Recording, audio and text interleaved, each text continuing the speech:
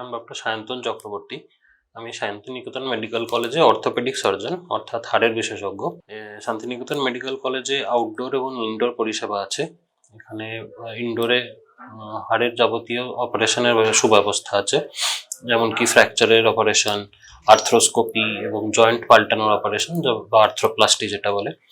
তাছাড়াও এখানে আউটডোর পরিষেবাতে এমআরআই, সিটি স্ক্যান এবং সর্বরকমের এক্স-রে সুব্যবস্থা আছে।